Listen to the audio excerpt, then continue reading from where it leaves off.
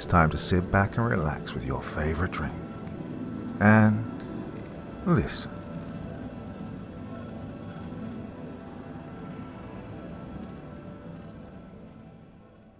Three Friends Diner by Nikki XX. To Jeremy Fuentes, PhD, Professor of Cultural Anthropology, University of California, Berkeley. Jeremy, I assume you've heard about the strange discovery made at 918 East 3rd Street, a converted warehouse located on the corner of 3rd and Weller Avenue, in the middle of the Arts District in downtown Los Angeles. The building is currently undergoing renovations. 3 weeks ago, construction workers noted a foul odor wafting through the property, seemingly coming from behind what they thought was a solid brick wall. Upon further investigation, however, it was discovered that the inside measurements of the property did not match up with the outside. There was, in fact, a 25 by 30 space completely unaccounted for. A secret room, so to speak, one inaccessible from any point inside the building or out. It was located at the far end of the property, along the wall forming the west side of Weller. With permission, the workers broke through the wall to access the otherwise inaccessible area. Immediately, they were floored by the overpowering stench of rotting meat. Bandanas over their noses, they entered the enclosure. They had expected to find an empty space. After all, the area had been walled off and unpenetrated for 20 years at least. Instead, they found a nice 16mm camera, smashed to bits. They found film equipment, all destroyed, cracked lights, torn screens, C-stands folded like paper clips, cheap-looking frame paintings and kitschy prop menus scattered like confetti. Oh, and 3 bodies. 3 decomposing bodies in a state too disturbing for description, though the term half-eaten has been thrown around. How the equipment or the corpses ended up there has yet to be determined. The walls and roof were not disturbed at any point, nor was there any sign of tunneling under the 4-foot concrete floor. This bizarre discovery shocked the entire county. As of now, no one can explain how 3 dead people and a bunch of film paraphernalia just appeared within a completely walled-off space. But it was all the more shocking for me, personally, due to the contents of a handwritten account left for me by a former patient of mine. Her name is Catherine Sue. She voluntarily checked herself into the Marsdale Psychiatric Hospital, where I'm an on-call physician, several months ago, and was discharged shortly before the horrific discovery at 918 East 3rd Street. Now, I'm no longer in contact with the young woman. However, I believe you will find her testimony, a transcript of which I've enclosed, very intriguing. Sincerely, Larry Schur, MD. Testimony of Katie Sue. January 5th, 2015. Marsdale Psychiatric Hospital. So, just for the record, shooting Bella Cardone's movie at the Three Friends Diner wasn't my idea. I told her it was probably a scam, that no restaurateur in Los Angeles with 2 brain cells to rub together would have possibly charged us so little for a location so photogenic. Again and again, I insisted it just felt wrong. I was right. I used to like being right. Okay, a little backstory. I'm Katie. I'm 21 years old. I used to be a junior at Cal State Northridge, studying business administration and film production. I enjoyed the phone calls and the organizing and the paperwork filling that most film students hate, and had built up a modest reputation as a pre-production guru amongst my classmates, as well as friends and acquaintances who attended other schools. Bella Cardone was one such acquaintance. A 29-year-old international student from Italy I'd met at a third-rate horror film festival. She'd been employed at a television station in Rome doing something, but dreamed of writing and directing Hollywood movies. She was one of a dozen or so mostly foreign enrollees a year and a half into the 2-year master's program at New York Film Academy. She was writing a thesis script at the time and asked me for help organizing the production of the film. Her script was about a starving artist working as a waitress who gets dumped by her boyfriend and has an existential breakdown in which she imagines herself poisoning her customers and getting tortured. culminating with a series of flash cuts of her simultaneously slashing her wrists and drowning in the ocean.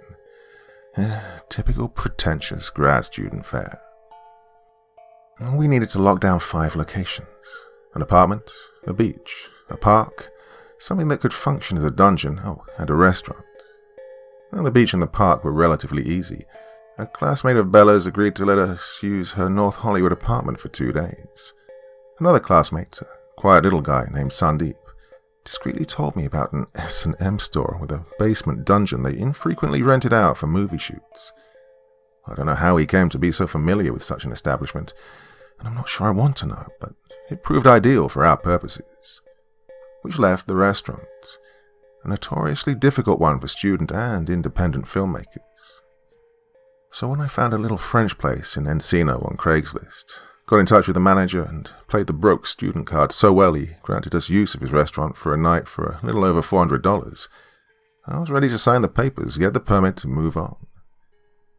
Well, it was 2 weeks before Bella's scheduled first day of shooting, and I had a million other things to worry about, from liability insurance to catering to talking Northridge underclassmen into helping out as G&E crew and PAs. Bella, however, thought $400 for a night was too expensive, and remained convinced she could find a better deal. So she went on Craigslist herself and placed a restaurant wanted for student film ad. Well, I'd put up a similar posting 3 weeks earlier. That's how I found the French place in Encino. And Bella received the exact same responses from the exact same people as I had. With one exception. An email from gsjegjpdg@me.com, which she forwarded to me. It read like this: cheap location for film students. Restaurant in downtown Los Angeles. 35 Weller Avenue. $100 for day. Respond to this email. We'll send you key. Pay on DT of filming. Must be December 3rd afternoon. I was suspicious immediately. $100 for a day of filming seemed a little too good to be true. Then there was the poor spelling and lack of contact information, and the fact that when I tried to respond to the email, all I got was an error message.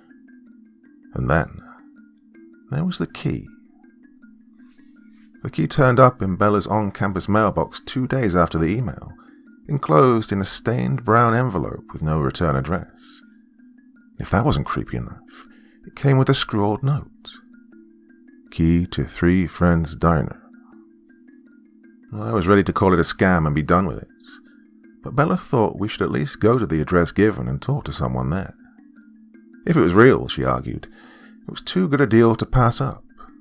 Well, movies are expensive and we were already pushing her budget, so I agreed to go with her and Hamed Shirazi, the cinematographer, to 35 Weller Avenue, which it turned out was in the middle of the Arts District. Well, I have a love-hate relationship with the Arts District. It's a cool place to go and meet a friend at her new loft. Well, there's some nice restaurants and amusing wall art, and the dissonance created by graffiti-coated trash cans, barbed wire, and long smelly lines outside the social service building sharing a block with yoga studios, BMWs, and boutique gift shops hawking $80 vintage baby sweaters is, ironically poetic. But the streets are one-way and parking is non-existent. I ended up driving in a triangle for 15 minutes, before finally giving up and pulling into a $10 flat-rate lot. Weller Avenue wasn't a street so much as it was a glorified driveway, a short narrow alley that branched off of 3rd Street and dead-ended. A large L-shaped building occupied the east and north sides of Weller. It appeared to be a closed nightclub in the process of being converted into an art gallery. The blacked-out windows were covered with torn, dirty stickers advertising shows long since played and bands long since broken up, and graffiti artists, the gang-affiliated kind, not the Art Foundation kind, had had their way with both the sea-form green walls and the ratty trash dumpster abandoned in the corner. The dingy grey warehouse, which functioned as the west side of Weller, 918 East 3rd Street, looked completely unoccupied. A sign hung in the window.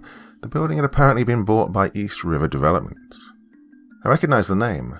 My realtor father knew some people who worked for that company.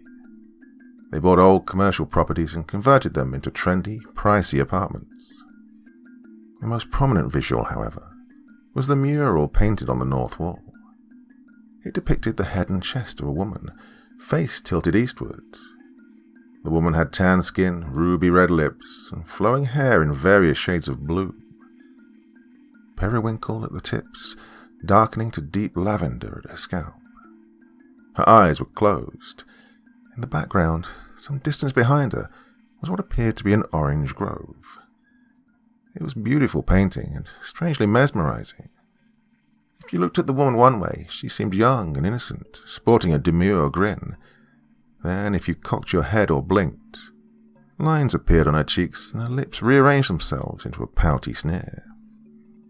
I saw only one door, leading into the grey building. It was a very shabby door of splintery, untreated wood, with a brass doorknob and keyhole. No business name, no street number. This couldn't possibly be the restaurant from Craigslist. Three Friends Diner, I guess it was called. How did anyone ever find the place? I was still puzzling when Bella and Hamed found me. "Bloody hell," Hamed barked in lieu of a greeting. "Where's the restaurant?" "Well, here, according to my phone," I said. "I'm willing to bet money someone's fucking with us." Bella didn't seem too concerned. Her eyes were fixed on the mural. "So pretty," she exclaimed. "Can we film?" I shrugged. "Well, I'm not sure. We might run into some copyright issues. It doesn't look like we're going to be filming here at all, since we're not looking at a restaurant." Bella frowned at me and took the key out of her purse. She walked towards the wooden door. "Here?" she asked. "I don't think so," I said. "There's no sign or anything. I mean, you can try it, but I'm really doubting that key is going to fit into that." Bella turned the key and pulled at the knob. With a creak, the door opened. Hamed and I rushed to her, and together we stepped inside. I heard Hamed running his hand across the wall, and then the room was illuminated by a warm, golden light. We found ourselves staring at Three Friends Diner. It was perfect. It was a larger space than I'd assumed it would be. Rectangular shaped, the kitchen jutting out from the north wall. Behind the kitchen was a small corridor leading to the bathroom and a little room that could function as dry storage. The walls were painted that particular shade of deep red that looks beautiful on film, and the tables and chairs and diner-style booths were a nice contrast in black and grey. And each table was adorned with a salt and pepper shaker, an empty bottle of ketchup, and a vase of plastic lilies. "Oh, don't get too excited yet," I said to Hamed, who was examining one of the series of stained glass lamps from which light was emanating. "We don't know how much juice you've got to work with." That's the beauty of it," he said gleefully. "I don't even need that much juice. If we come a bit early and switch out all of these bulbs, I can use the lamps as practicals. Plus, this place obviously isn't open yet, which means I'm not sharing power with anything." Well, he was right about that. The freezers and refrigerators were empty and unplugged. The storage room was empty, and there wasn't a plate or cup or a scrap of food to be found. It was definitely a new restaurant, the latest in the avalanche of trendy urban eateries that had sprung up in the last 3 years as the arts district gentrified. Well, of course it was hard to find. That would lend an air of mystery to the diner, the impression of exclusivity, and attract a Twitter following. "I love it," Bella announced. "Can you get a permit?" I tried to talk her out of it. Something about the Three Friends Diner made me nervous, made the little hairs on the back of my neck stand up. But it was exactly what Bella had been looking for, and Hamed had already started planning out shots, and the little hairs on the back of my neck didn't stand a chance against cheap, gorgeous, and logistically ideal. The restaurant wasn't open yet, which meant we could shoot during the day, decorate it how we wanted, and place the camera anywhere without worrying about being in anyone's way. And December 3rd, the date the mysterious proprietors had insisted on, was our scheduled 6th day of shooting. "Don't look under the horse you get," Bella told me. I think she meant, don't look a gift horse in the mouth. That saying's a reference to the Trojan horse, given as a token of surrender by the Greeks during the Trojan War. I don't know why people keep repeating it, because if the Trojans had looked into the horse's wooden mouth, the Iliad might have ended a little differently. As I said before, I'd been forced to park in a $10 lot, and as luck would have it, the attendant's iPhone was malfunctioning, so I couldn't pay with my card. I had no cash, and the attendant directed me to a convenience store on Alameda that apparently had an ATM. It was getting dark, and I wasn't thrilled about having to run around downtown all alone. A trendy neighborhood 6 blocks from Skid Row is still a trendy neighborhood, still 6 blocks from Skid Row. The convenience store stuck out like a gold tooth. A little scrap of what the neighborhood used to be, wedged between a cafe and a construction site. A cracked neon sign branded it Alameda Mart. The ice cream fridge was stuffed with La Michoacana popsicles, and the cash register sat behind a pane of bulletproof glass. I engaged in battle what must have been the slowest ATM known to man, and was so preoccupied with mentally cursing the loading screen that I failed to notice the sole other customer in the shop. "You need to pay for parking?" he asked. I turned. The man standing behind me was obviously homeless. He wore grime-caked jeans and a stained military service jacket, and his leathery face demonstrated the dullness of days with no soap. I nodded and smiled. "You a tourist?" I shook my head. "A student filmmaker, actually. My friend's going to shoot at this restaurant on Weller." Immediately, I doubted the wisdom of sharing this piece of information. I didn't want him to show up and beg for change, but his unshaven face fell, and his tone became one of alarm rather than anticipation. There's no restaurant on Weller," he murmured. "There's just Bessie." I giggled. "Bessie?" He nodded. "That's what folks around here call her. Old folks say she can change things, make things appear and disappear." He leaned in, narrowed his eyes, and dropped his voice to a conspiratorial whisper. "If I was you, I'd stay away. They say each 20 years, for one day, Bessie comes corporeal, and she feeds."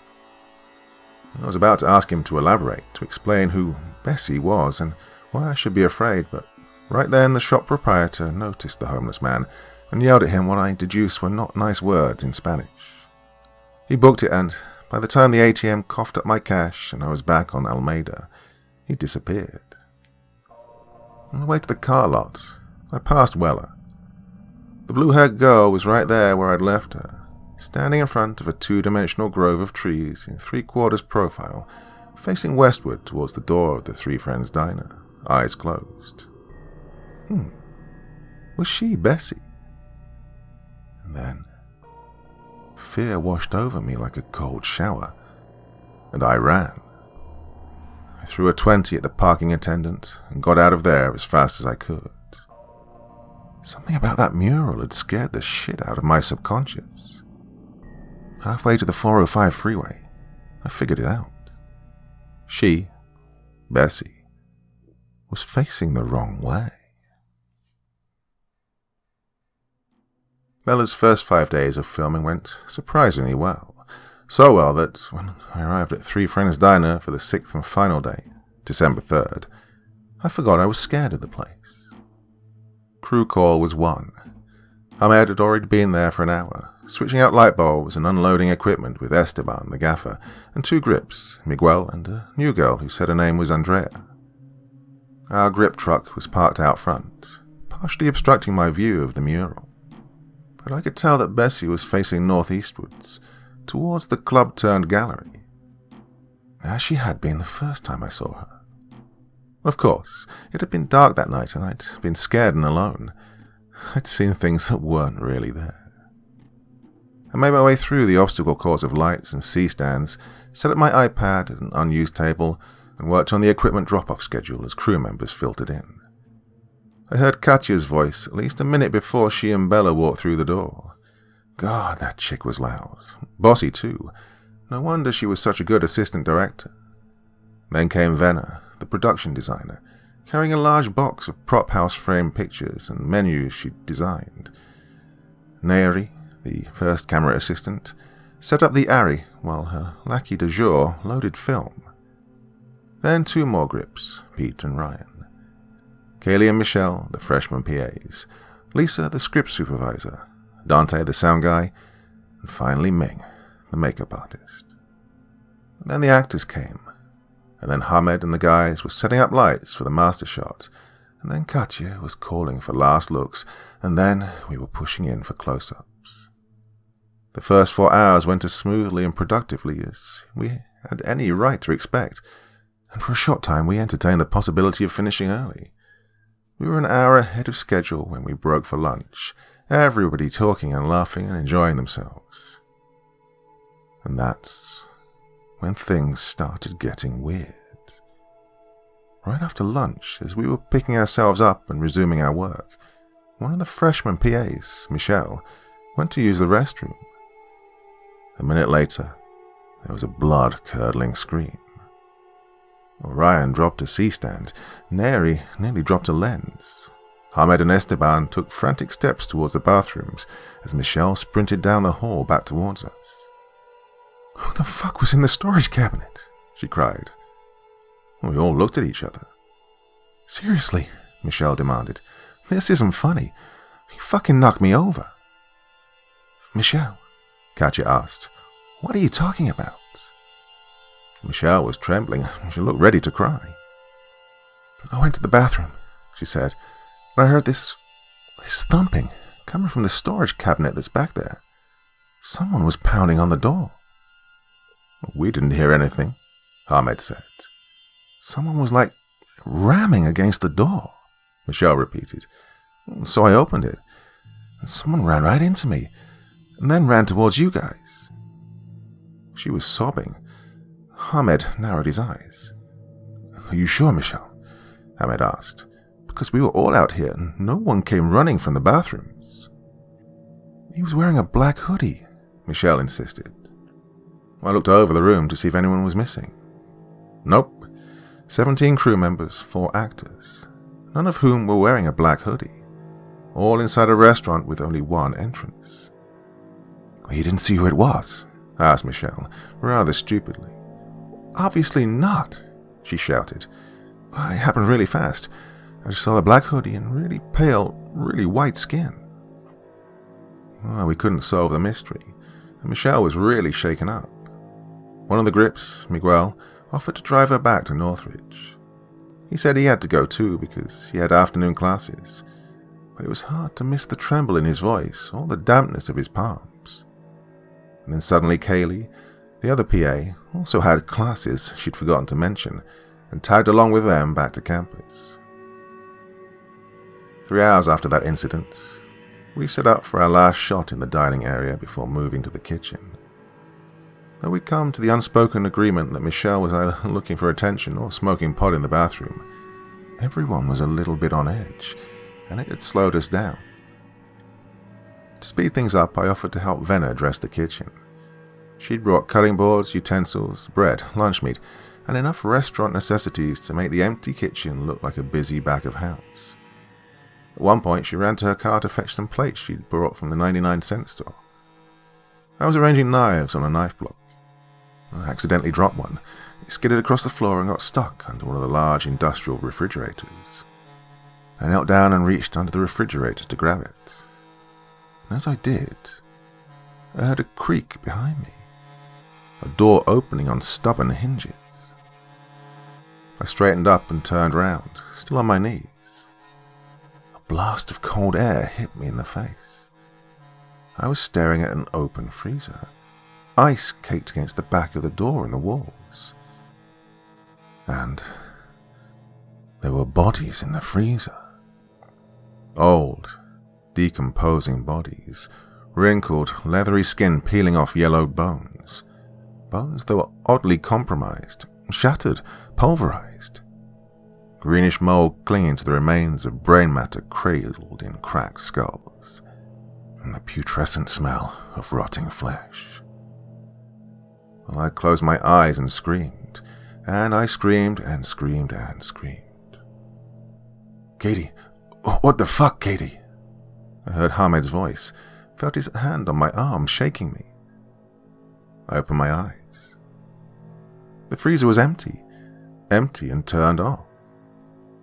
I looked up to see Bella and Venner standing above me.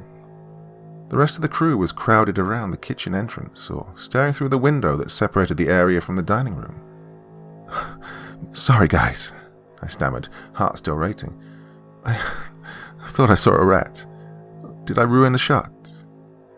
Ahmed shook his head. "No, we're done. You sure you're okay?" I nodded. Can I talk to you and Bella and Katya outside?" Well, the three muttered in agreement, and we started across the dining area to the door as the rest of the crew set up the lights and camera in the kitchen. I had to tell them that we had to leave now. Someone or something was trying to impress on us that we weren't welcome.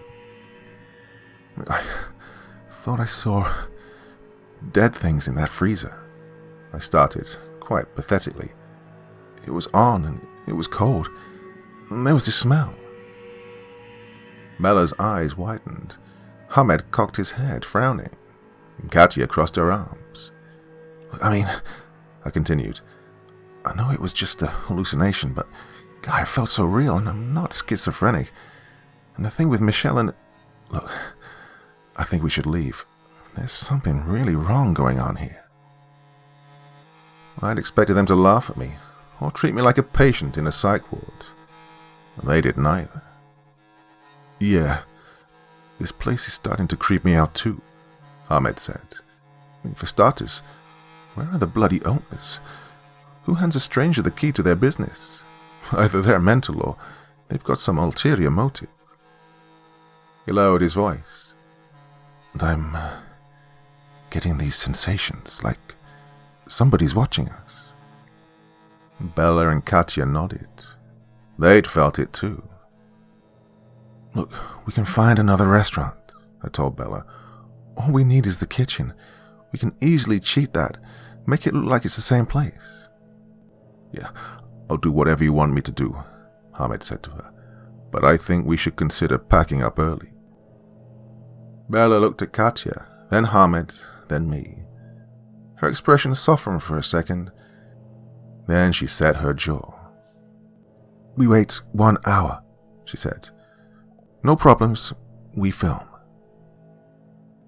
We decided not to tell the crew and the one remaining actress about the agreement we'd come to, out of fear that they'd panic, make a big deal out of what could have been nothing more than the effect of darkness on a big city. But several of them were undeniably scared and looking for an excuse to leave. As soon as the four of us walked back through the door, Neri and the nameless second AC walked out. We were too immature for them, Neri told Katya. Dante, the sound guy, asked Bella if he could head out early, since we didn't need any sync sound for the kitchen scene. 2 hours earlier, he'd been insisting on staying to get various kitchen sounds, and when the lights were set and the blocking was rehearsed and last looks were called for, we found that Ming, the makeup artist, had quietly packed up her kit and left. Oh, no big loss. The actress was perfectly capable of applying the simple makeup design herself. Pete, one of the grips, was fairly adept at pulling focus, and Ahmed conscripted me to hold the slate. And our agreed-upon hour had passed, and nothing scary had happened. Finally, Ahmed flipped the camera on, and Bella called, "Action!" The actress unenthusiastically smeared mayo onto bread, stacked lunch meat and lettuce, and then smiled evilly. She turned to grab the poisonous cleaning solution from under the sink. And then, all the lights went off. Somewhere in the pitch blackness, someone shrieked. There was a bump and a thud, and then the dining room lamps all came on.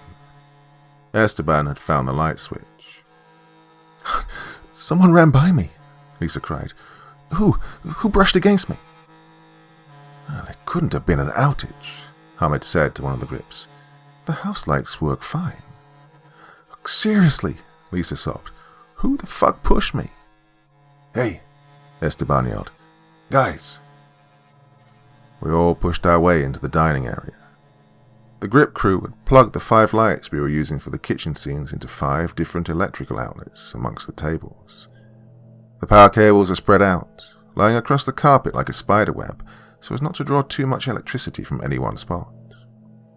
Every cable had been severed, sliced down the middle, perfect clean cuts, as though accomplished with a sharp knife. God, who the fuck did that? Katya snapped, trying and failing to disguise her distress. Because she knew that all 10 crew members had been in the kitchen, and that no one person could have cut all 5 cables at exactly the same time. Everybody out, Ahmed demanded. Now. Nobody needed to be told twice. We pushed through the wooden door and convened on the sidewalk under the closed eyes of the blue-haired mural girl. The Northridge students huddled together. Katya paced, Venna glared with her arms crossed, and Bella attempted to regain some control over her compromised film set. Look, we cannot leave equipment, she told anyone who bothered to listen. Forget this shit, Venna sneered. I'm leaving. She stormed off. The actress blew Bella a helpless look, mumbled, "Call me," and started after Venna. I looked at the 4 remaining Northridge underclassmen, Andrea, Lisa, Pete, and Ryan. Miguel was going to give us a ride, Ryan said. I took the bus, Lisa stammered. Take them home, Ahmed said to me. I'll stay and help Bella pack up. Well, I can stay too, Katya said. Esteban nodded at them. Okay, cool, I said. I'll come back and help you guys finish up after I drop them off. Just give me an hour or so. No one spoke the entire way back to campus. The silence was punctuated only by Lisa's occasional sob. The 2 guys stared out of their respective windows. I left them outside the dorms, then turned my car around and headed back towards the 405. I couldn't wrap my head around what I'd just experienced. Some esoteric party had lured us to the 3 Friends Diner, left a key with a group of complete strangers, demanded we film today, the 3rd, then hadn't even bothered to show up to collect the suspiciously unsubstantial amount they'd asked as payment. Why? To mess with us? Were we on some kind of hidden camera show? Was there a trapdoor or second entrance we didn't know about? Maybe there'd been a projector hidden in the kitchen, creating the disturbing image of dead, decomposing corpses in the freezer. But, well, how to explain the smell, or the cold, or the hooded spectre that had produced loud knocks on the storage room door that only Michelle could hear? So, on to explanation B. We had become victims of the spectre the homeless man had called Bessie. She was a ghost or a demon, and we were trespassers on her property. Then why not start with the big stunt, the severed cables? Why the systematic approach, scaring one person at a time? And this poltergeist theory didn't explain who'd led us to the 3 Friends Diner, or why. Led us there to scare us away. 3 Friends Diner. As I merged onto the 101, 4 minutes after midnight, I figured it out. One hand on the wheel, I called Bella 3 times, then Hamed twice, then Katya, then Esteban. Every single time I was sent directly to voicemail. I left messages for them, pleading, screaming messages, begging for them to forget the equipment and run as far away from 3 Friends Diner as their legs could carry them. Then I called 911 and sobbed to the dispatcher that my friends were in grave danger at 35 Weller Avenue. She calmly assured me that help would be there in 10 minutes. I got there first. The streetlights up and down the block had, at some point, gone out, so I found my way to 35 Weller Avenue with only my phone and the moonlight to guide me. The dim bluish beam cast by my cell phone fell on the seafoam green east wall, then the open and half-loaded grip truck, and finally on Hamed. He lay crumpled on the asphalt, a pool of dark liquid expanding around him. I ran to him, screaming his name over and over. He didn't respond. I saw his chest rise and fall feebly as I knelt beside him, and felt a faint carotid pulse. I rolled him onto his back. There was a large cut on the side of his head. His hair was matted with blood. His left arm hung at an odd angle. But the most distressing injury he'd acquired, and the one responsible for most of the blood, was a series of 5 deep lacerations into his right bicep. The muscle was torn, and shattered bone was visible through the mess of ribboned skin and ground meat fatty tissue. The positioning of the lacerations was consistent with the placement of 5 fingers, latched onto his upper arm. 5 fingers with very long, very sharp claws.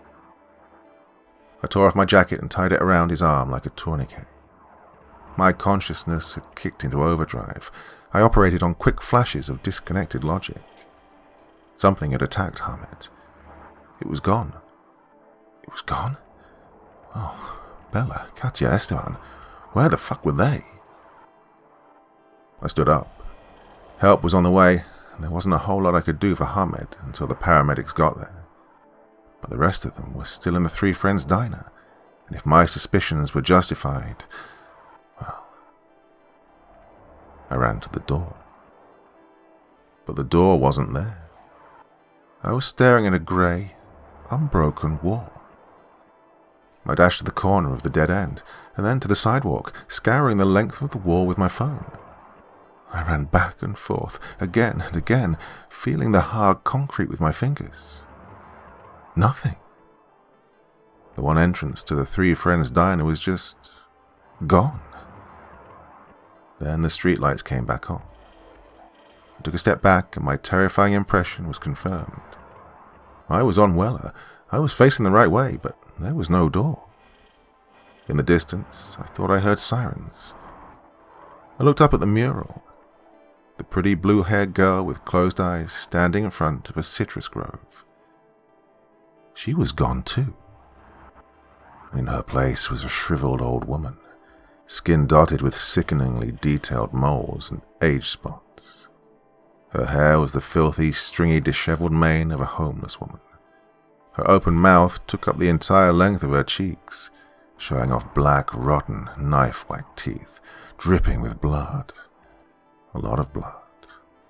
Blood that ran down the seafoam green wall like rainwater, pooling on the asphalt below. And her eyes were open. Her bloodshot yellow eyes, her dilated pupils flashing maniacally. Those bulging, staring, impossibly detailed eyes. There was no spray paint.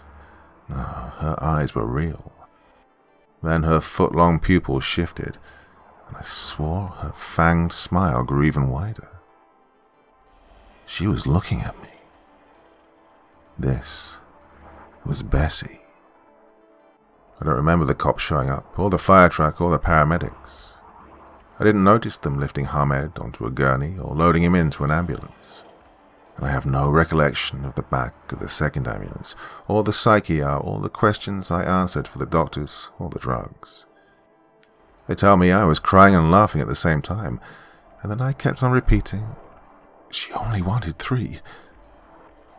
All I know is that I woke up 23 hours later, in the tiny detox room of the private mental hospital my parents had me transferred to. I stayed there for the remaining 49 hours I was under 5150 hold, and then went home to La Crescenta with my family. Well, last I heard, Hamed had regained consciousness and could speak short words like hi or yes. This is a good sign. The brain damage may be less severe than the doctors initially thought. His memory is shot, of course. He can't remember travelling to America, much less what transpired the night he sustained his injuries.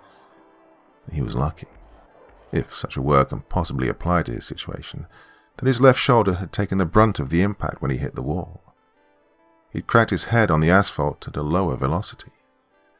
The doctors aren't quite sure what to make of him, though. His wound suggests something through him, like a discarded Barbie doll against the east wall of the club-turned-gallery. Well, I told the police everything, from the strange email and the key to the mural's horrifying transformation. Except the email had disappeared from both my computer and Bella's, which had been confiscated by the police as evidence. The key, too, had been misplaced and never found. And the mural in the crime scene photos was the same mural it had been before that inexplicable night.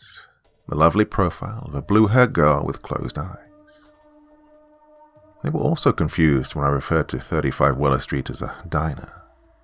For no diner existed there, nor had it ever at any time in the past. 35 Weller Street wasn't even a real address. There had never been a side door to the building at 918 East 3rd Street, and the building had been completely unoccupied for 6 months.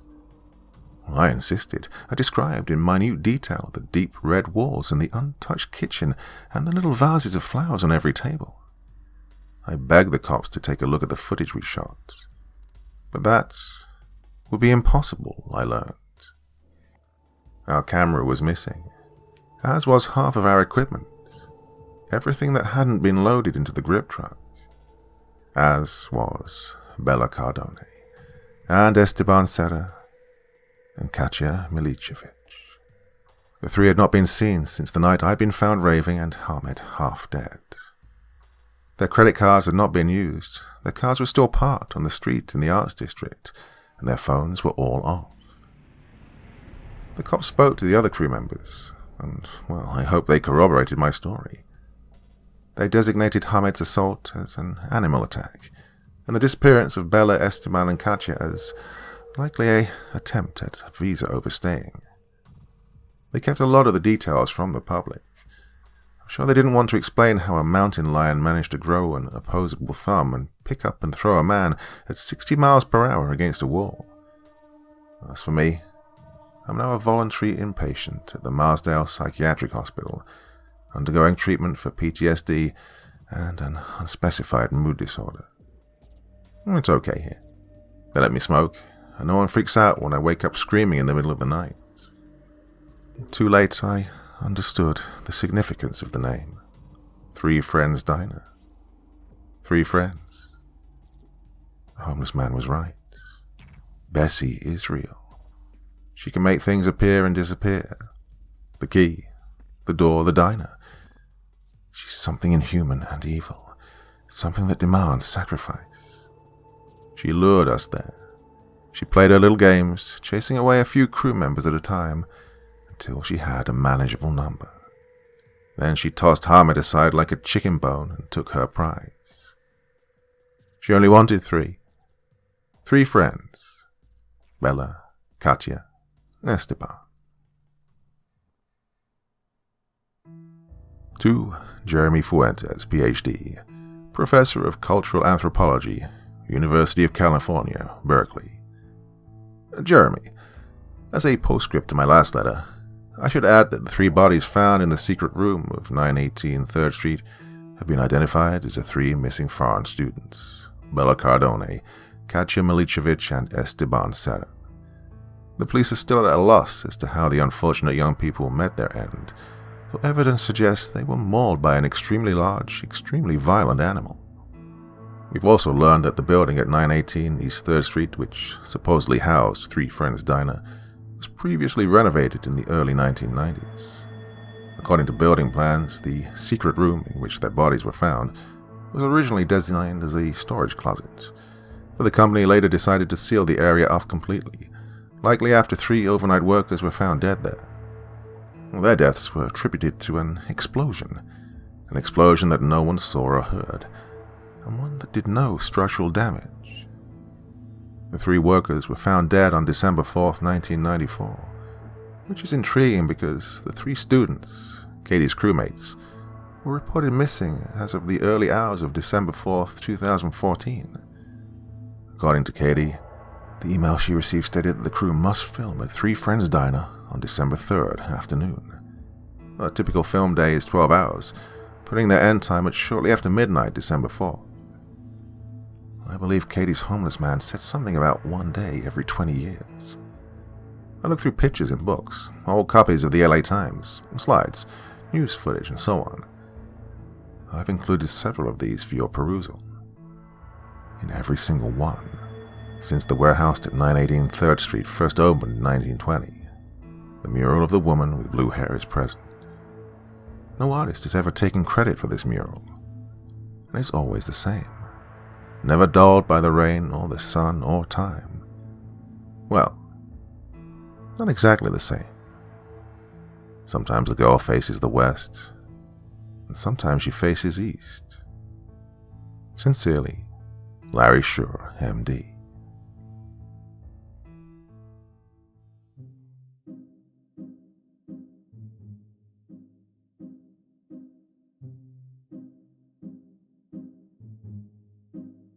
So, don't know how you guys feel, but I think I'm on a bit of a roll at the moment.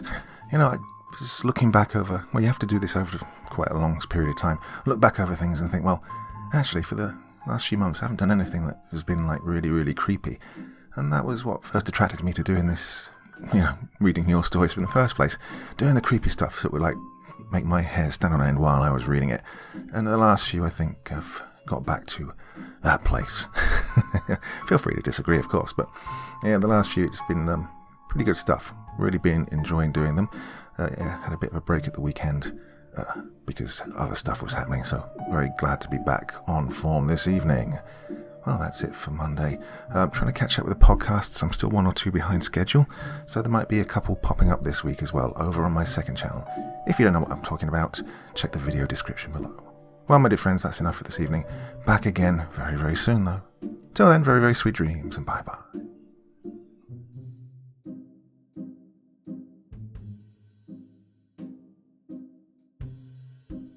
Thank you so much for taking the time to listen to this story today. Really means a lot to me and to the author of the story, of course. Well, if you want to know more about me, I'm pretty much everywhere on social media. You can find me on Facebook, Twitter, Instagram. You can download my music on SoundCloud. I've got a Patreon if you feel like. Throw me $1 or $2. Very much appreciated. And of course, on Reddit, I have a place where you can leave stories if you want me to read one that you've written. Well, hoping to see you all again very soon. Till then, sweet dreams. Bye-bye.